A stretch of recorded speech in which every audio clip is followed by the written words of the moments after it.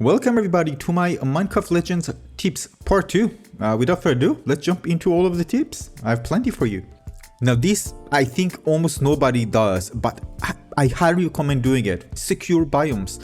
By then I mean, of course, biomes are procedure generated, but for example, give an example, if you have redstone, right? Redstone is a meta now, and you have a jungle near you, right? And enemy, you don't have swamp, and enemies need to go towards your location in order to get that redstone and put allays there.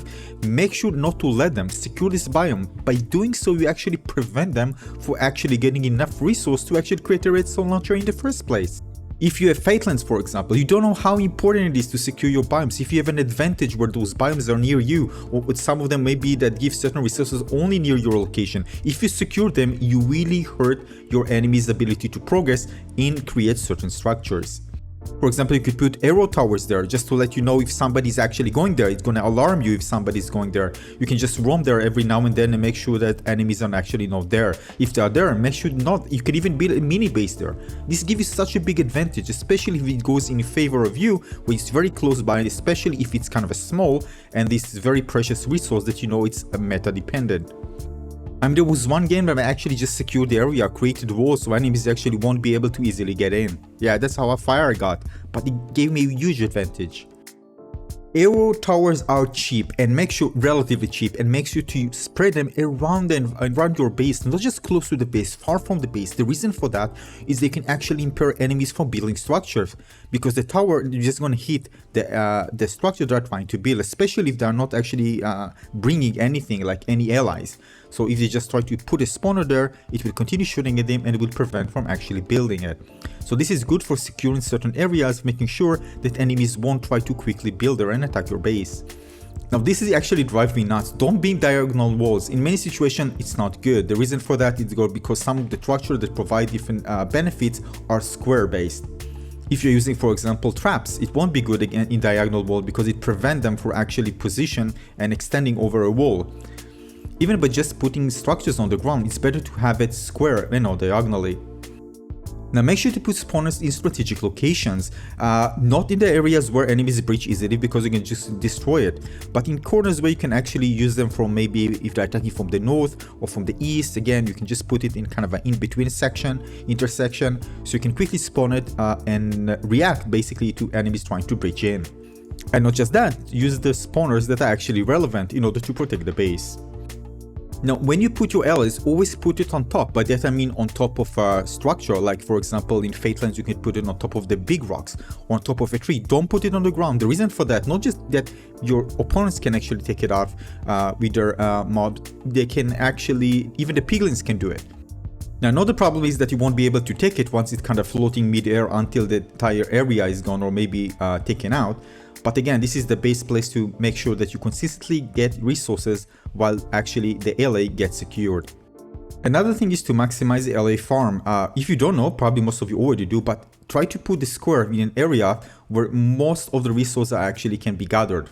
Alright, so don't really do it super quick. Like if, for example, there's a coal here and there's a coal over there and I can actually cover it with my square for the allay, try to put everything all together. This ensures that you get more resources, simply.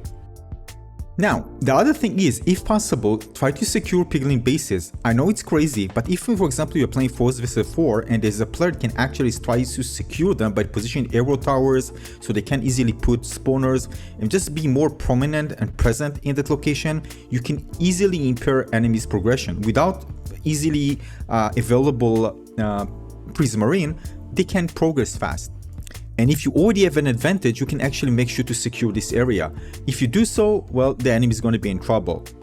And sometimes, for example, if an enemy needs to deal with an area that is more, let's say, have a more offensive structures, they need to spend more time on it. So if they come to the lesser one that is easier to get and you secure it, you just basically make it much harder for your opponent to get prismarine. Now many players have the ability to repair their base in case it gets hit and other structures, but when I use the redstone launcher, I always try to hit the upgrades. The reason for that, again, especially kind of mid-game where structures most of them probably won't get protected by the by the protector tower, when you hit structures, upgrade structures, you deal a massive blow to your opponents. You shrink their army, they now can really, you reduce their maximum capacity for gathering resource. You can even prevent them from actually getting redstone themselves if you hit the redstone improvement. Now, unless you have the ability to destroy the base in one go, keep in mind that destroying the upgrades can be even more devastating than just trying to destroy the base and failing. Yeah, and I do it all the time. I'm attacking upgrades and not prioritizing the base. Now, this I think needs to be a bit addressed, but nonetheless, building structures, once you build structures, it's very hard to take them down. It takes a long time.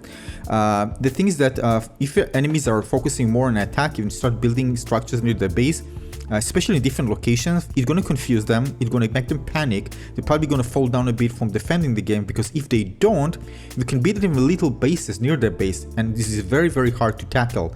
And you're going to see lots of players doing it actually, and try to kind of make other players, just do their aggressive play, and they start building little strong bases near their base, and from that they can easily launch attacks, and it'll be very, very hard for you to actually take them out, especially if they have the redstone launcher already. They're in their little bases, which is already very secure. You are pretty much doomed, so don't let them do it. But if you see players that actually don't pay attention to it, do it yourself. Yeah, so these are some advanced tips. I'm using them in matches and I get easy wins with them, especially against a team that we don't try to counter or do anything against it. It's really because they are very, very strong strategies, and if you're able to do it, well, you are mostly guaranteed to get a win, especially against a group that is not organized. Thanks for watching. More tips will follow. I'll see you on the next one. Cheers.